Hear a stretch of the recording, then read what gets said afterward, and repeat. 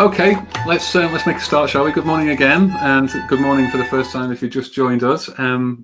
Welcome to you all, wherever you are in the world and where you're dialing in from.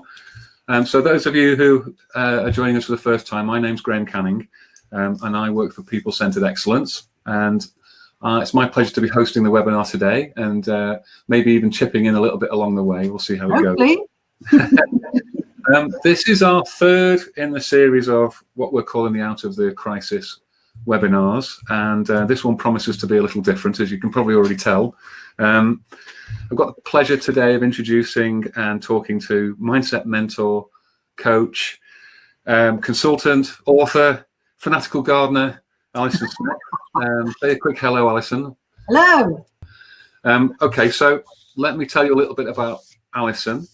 So Alison started her career as a procurement professional, and she still consults and advises in that sector today, and that's how I first came to know Alison. So we've worked a little bit together in the past, but it was during this work that she started to develop more unconventional coaching tools, if you like, and problem-solving tools to help teams get insight to tackle problems in a different way. Excuse me.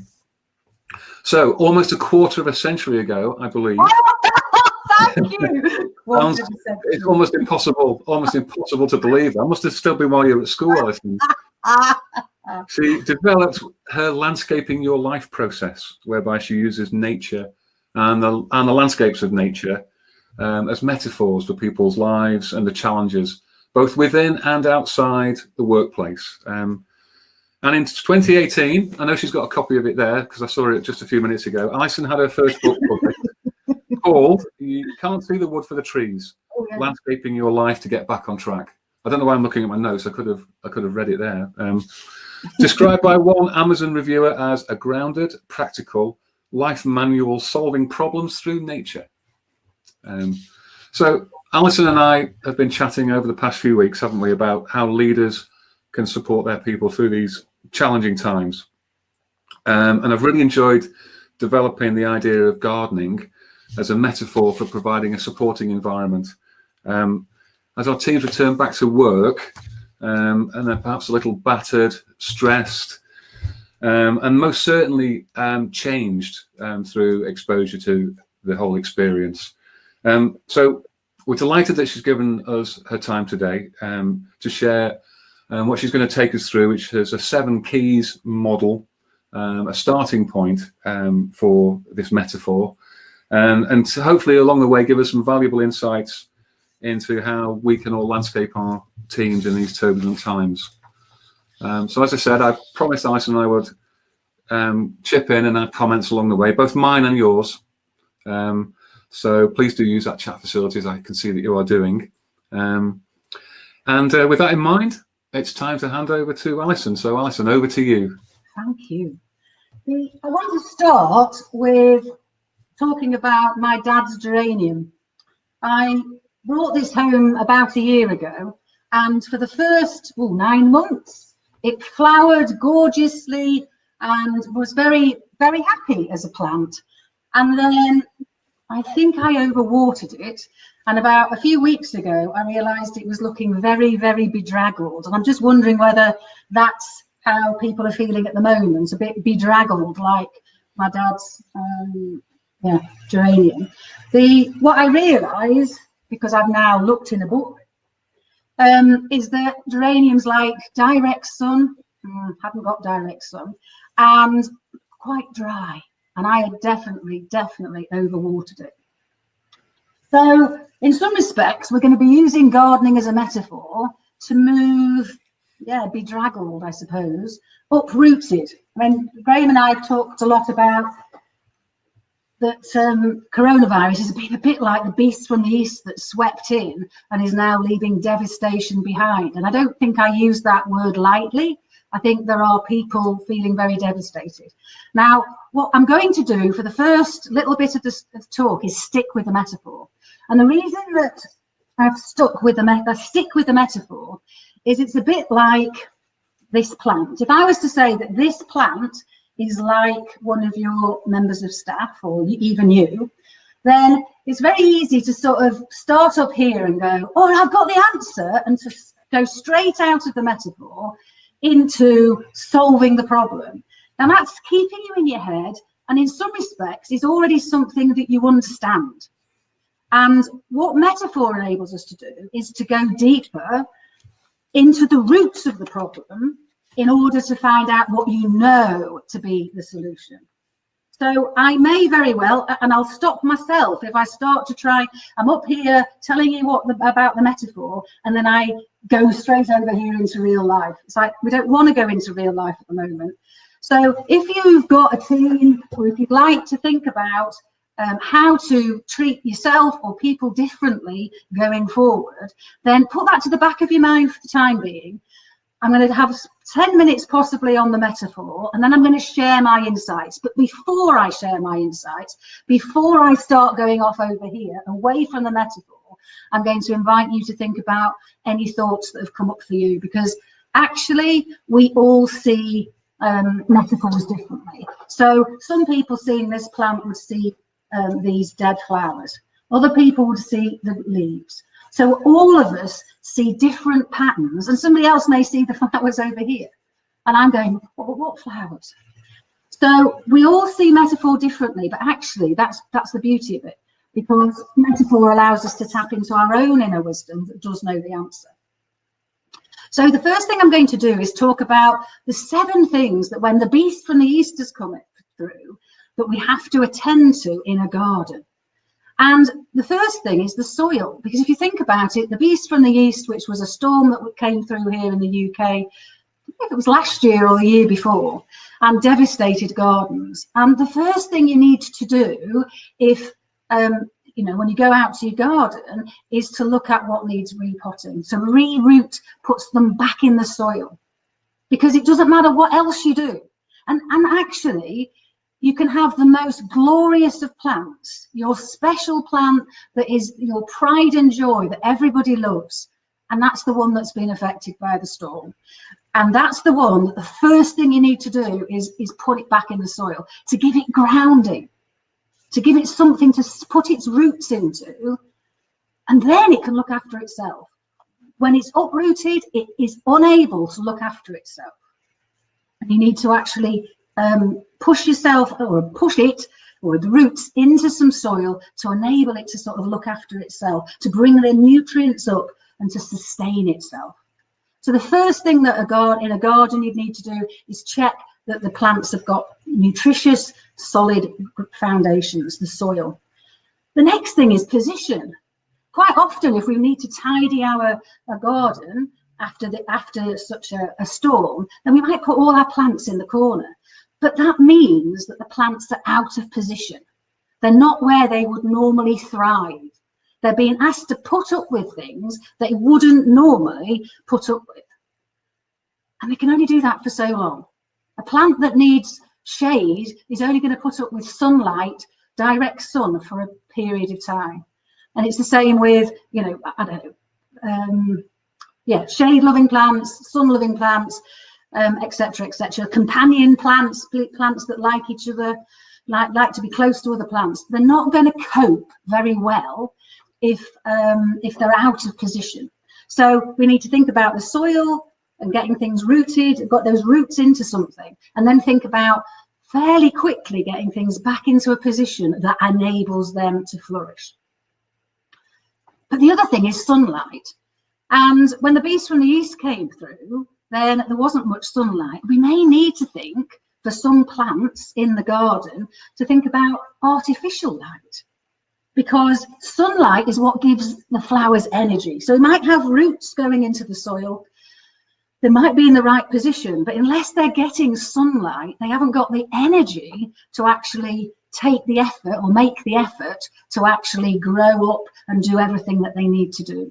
So we need to think about sunlight, and again, some plants like direct sunlight, some don't, and we need to be aware of what individual plants need, rather than assuming, well, they all need the same, therefore I'm going to treat everything exactly the same. So now I see sunlight a bit like the inner well-being for the plants, because the sunlight is what gives them the inner energy, whereas watering feels a bit more like it's the physical well-being. And again, we could have direct rain. So for some of these things, normally when the beast from the east hasn't come through, then plants outside may very well look after themselves. You put them in the right position, the roots are in lovely soil, the sun, they're getting plenty of sun, the right amount of rain. But actually, they may very well be, when the beast from the east went through, very, very waterlogged. And therefore, we perhaps need to do something to actually dry out the soil, or move the plants so they can dry out themselves. And or at other times of the year, it might be that it's too sunny and we're not getting enough rain, and therefore we need to, you know, our watering can out and water those there plants. So water is also very important. But attention is also key. So that's one of my fifth, really, is that up to now, everything could be self-sufficient, really. I mean, when the beast from the east not, we need to think about all of those things. But attention, my dad's geranium, actually the other thing that it needed was a good pruning. And I can see, because I've looked, you know, I got the book out eventually to see what it needed. And of course, I can see that my dad has pruned it exactly how the books say, which is you go to three somethings, nodules, and then you prune it. And so, you know, all of the plants in the garden need some form of attention. I mean, even the beautifulest of clematises need, you know, something to hold on to. This would never flower if I just left it on the ground. So that needs support, and then it thrives. I mean, I wish I could show you, really. It's just all over the fence, but it needs the fence. This would not survive without the fence for very long. And therefore, plants need attention. Pruning, weeding, feeding, support. It needs attention. And then, of course, we've got, what tools are we going to use? You've heard when you've got a hammer, everything's a nail. Well, I think yesterday I wrote something about when you've got a lawnmower, everything's a lawn. And I think that's the difficulty, isn't it? The fact that in a garden, especially when the beasts from the east come through, some plants actually need urgent and immediate attention. And we might, oh, I can't find the key to the shed, and oh my God, it needs maintaining, and oh. So my sense is, don't worry too much about all the beautiful, you know, expensive tools in the shed, that sometimes we just need an emergency kit. You know, I've got some gloves that would help with some of the prickly flowers. I've got a trowel. I've got pruning shears, and actually those, and my hands. So I think sometimes we don't need tools, do we? We could look after a lot of our garden with our hands. Our hands would get dirty, but nevertheless, in immediacy after the beast from the east just gone through, then my sense is that one of these would be perfect. But certainly not relying on just one tool. I think that's the thing. It's about being open to using a number of different tools in order to actually give the plants what they need.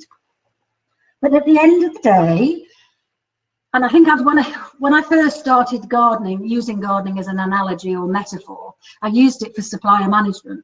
And, you know, actually people didn't accept that suppliers needed looking after, but did accept that gardens needed feeding, watering, pruning. And I always used to ask, you know, what suppliers need time in the greenhouse? And I think that's the same when the beast from the east's gone through, that there will be some plants that, because of the time of the year or because of where they were when the wind swept through, need more care and attention and actually need to be put in the greenhouse. So, so that's a quick whiz through the 7 keys that I think are essential to gardening when there's been a beast from the east. I know I've mentioned that a lot. And so what I'd like to do, but I'd like you to first to share whether or not anything has come to mind for you about how you could relate that metaphor and all of those keys that I've just discussed to your life, either to your life now or to your team. Don't know if you've got anything else to say, Graham, as I was rabbiting on. Yeah, no, have a drink of water. Do add your thoughts, folks. We've got Mike's come on and is just talking about his experience of using gardening as a metaphor for people-centered leadership. So this is about how leaders nurture growth and well-being and the potential of people. So I think that already resonates with some of the things that you were talking about in your overview of the model there around the fact that you need appropriate attention. I like that you can't necessarily have a one-size-fits-all approach to this, and that you have to sort of evaluate the needs of that individual person in your team before you can start applying appropriate measures to help them. Well, I think the other thing is that normally in a garden, different plants need different attention. You know, at the moment, virtual Chelsea Flower Show is going on. And, you know, all of those designers put a heck of a lot of attention to their own gardens. And some areas of it are less attention than others. But it is attention. And I think as leaders, it is about what attention are you giving to the garden? And are you trying to do the same thing for the whole garden? Or are you adapting what you're doing for that plant in front of you? And also to be aware that when that storm came through, different plants would need different things. Plants that would not normally, I mean, my clematis, the fence it was up when that storm came through, half the fence disappeared. And of course that then decimated the half of the fence that this was on. Yeah. And what sort of level we talk about the beast from the east as being our sort of metaphor and analogy? No, it's good. I think you gave it me. I did, yeah. Sorry, yeah. I think it's a great metaphor. I think it is. But so it's a traumatic time, isn't it, that we're in at the minute? And although we want to stay in this metaphor, the parallels are, you know, with what's happening with COVID out there. That the attention levels need to be perhaps different in this situation than they might be ordinarily. You know, that we need to think about almost, you know, the special additional time and effort that we need with people, with plants. You know, if they're going through this kind of traumatic experience, we need to probably take that up a level or two, don't we? And I think that's why I like using the metaphor, because it would be very easy if you're feeling, you know, okay, to not think, because a lot of it is unseen. So some of the trauma is sort of below, you know, in the roots, is the fact that because you're coping, to think that everybody else is coping. And if you were the gardener looking out at your garden, you'd be able to see the impact, and you'd know that you needed to do different things. And I think that's the power of the metaphor, that by saying it is like the beast of the east has come through, it enables people to go, oh God, I hadn't noticed. And that's where my 7, I suppose, things to think differently are coming up about what I would be wanting people to do. Because it's some of the, I suppose more people ring me when they're struggling. So I'm hearing more about where managers are getting it wrong at the moment. So I don't have people ringing me up necessarily and going, my manager's getting it all right. But that's because I have more people ringing me when they're struggling. They don't ring me to say, oh, I'm fine, Alison. It's, yeah, I'm struggling. And it's because I'm not getting the attention I need from my manager. Because, and, you know, they might be a plant that normally, like my little clematis, I mean, I don't have to do anything of that, and it looks after itself. And yet when the storm came through, I needed to do something, otherwise it was, you know, not going to be able to flourish. So it's like plants innately, if you put them in the right position and give them what they need, will then look after themselves. Right. I think that's the thing. So is there any questions, or shall I go into my 7? I think let's move on. If folks want to keep adding questions and comments as we go, we can mix those in. But yeah, I thought it's interesting just on that one that you talked about the clematis. You'd already talked about putting in the trellis or the fence or the wall, some kind of structure in place. So it'd be interesting to come back to that one in terms of as a leader, what might be some of the structures. But we'll come back to that as we go through the seven keys, eh? Yeah, lovely. Okay. So, I mean, you've got a handout.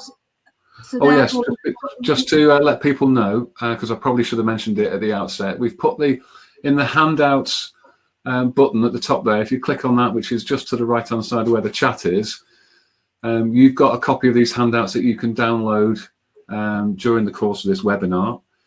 Don't worry if you forget. We'll probably send it to you by email anyway at a later date. But there they are if you want to have them as of today. Sorry, Alison, away you go. Oh, no, it's fine. So what we've got there is obviously just a summary of the 7 things that I think are keys to having a flourishing garden. I haven't mentioned anything about the design of the garden, because I think when the beast from the east just come from, you don't have to worry about design. It's like, let's just get everything back to sort of surviving first, and then we'll worry about the design and whether or not any areas need redesigning now later. So these, I suppose, are the 7 keys to having a flourishing garden when it's had a few problems to start off with. So first key to having a flourishing team. Now, I don't think these necessarily relate directly to each of the 7, but I realized that trying to force it to meet what does nutritious soil mean was unhelpful. So for me, it's a reminder that plants that have flourished previously, therefore don't assume your team are okay just because they've weathered storms in the past. So I think that's one. And so therefore you may need to pay attention to even those people that would not normally need attention.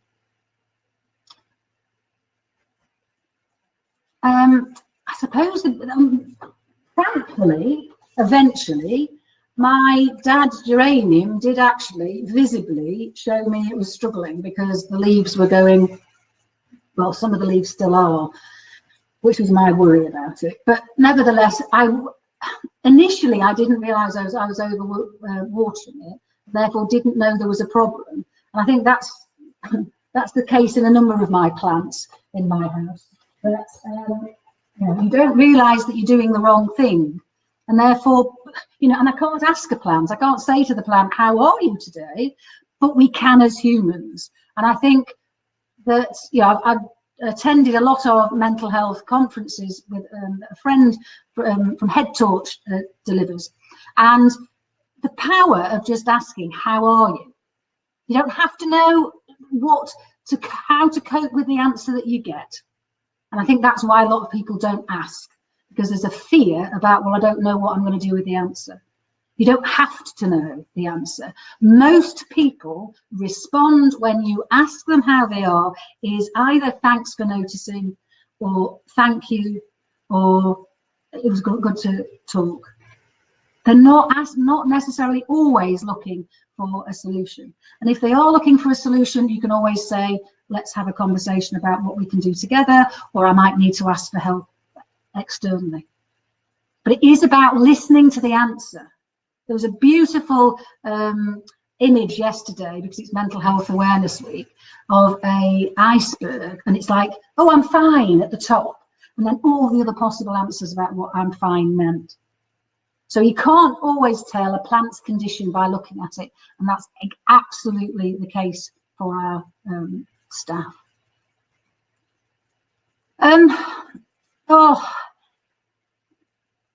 It's funny, because every time I get to this one, I always think this one should have been first, but I sort of think that they're all important. But there is an element of, the one thing I'm hearing a lot about at the moment is managers not realising that staff are uprooted, and that the first thing they need to pay attention to is getting people feeling more grounded. And just forget all the other things about the reading and the watering and the pruning and all the other stuff that you'd love them to be doing at this precise moment. Some people are really, really feeling uprooted. And therefore, it's about enabling them to feel more resourceful. So it could be that you give them time to read a book, or you give them time to go for a walk, or you give them access to some resources to help them be more resourceful. That is going to pay off in the same way as an uprooted plant. Spending time putting the plant back in the soil is going to give you a plant that thrives later. And this to me is really, really, really important.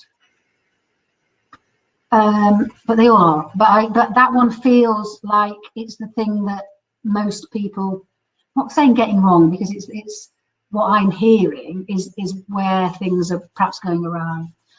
Plants will only flourish in the wrong position for a short period of time. We've been inviting people to do things they wouldn't normally do at the moment.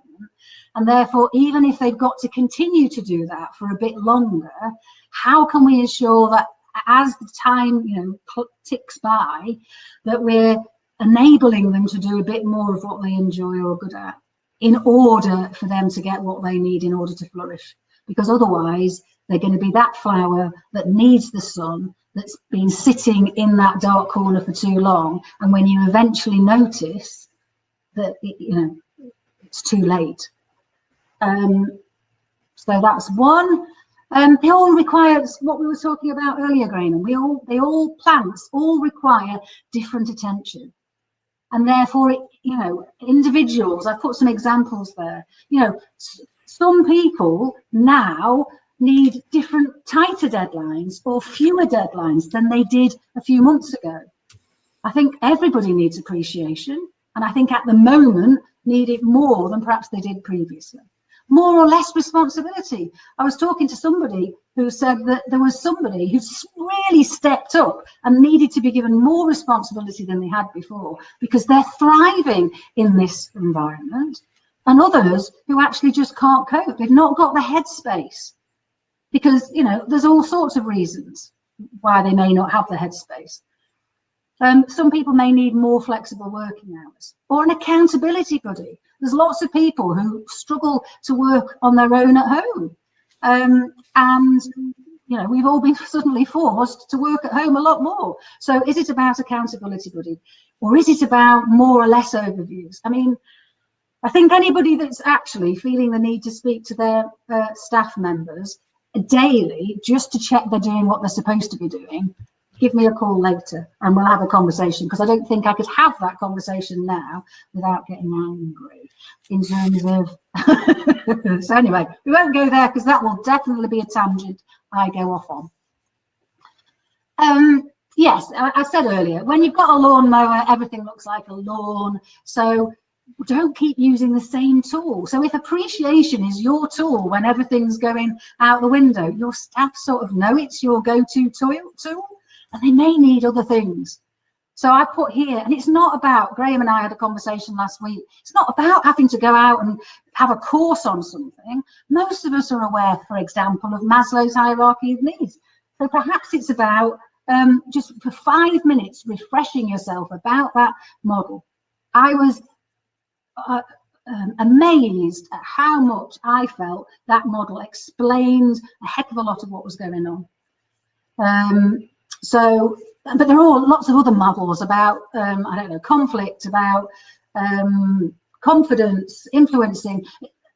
It's about getting back to that, what's in your first aid kit to actually cope with what's happening, rather than just keep pulling out the same tool.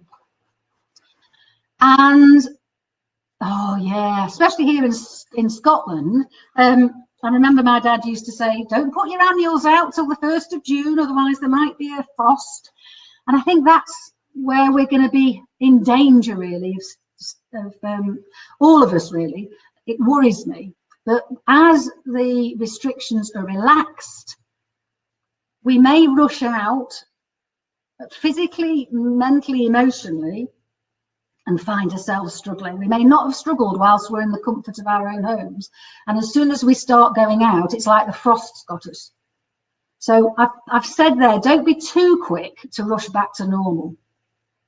But I don't know that's ever going to be the normal as it was previously. So it's don't really be too quick to rush back to the new normal, I suppose is what I'm saying.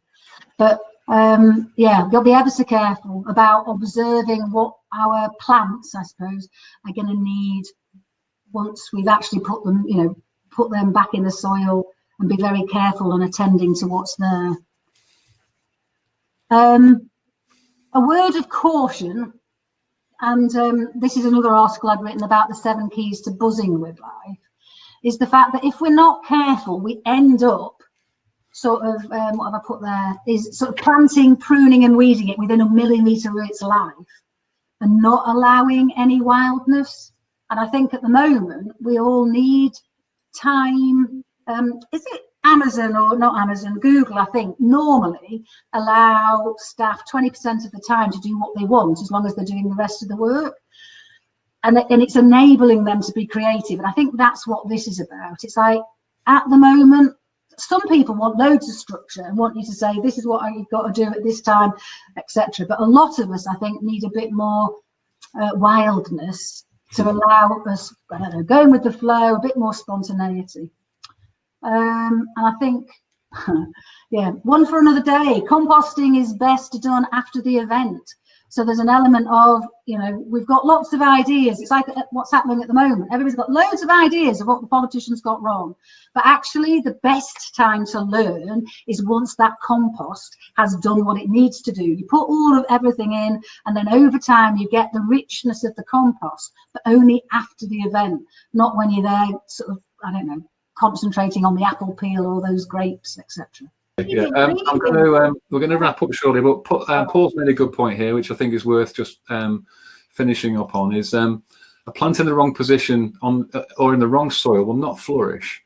But actually, by transplanting that might actually set them back initially a little bit further before they eventually kind of recover to be better than before. I think that's a great point, isn't it? Lovely. Yeah. Okay. Great. Thank you so much, Alison.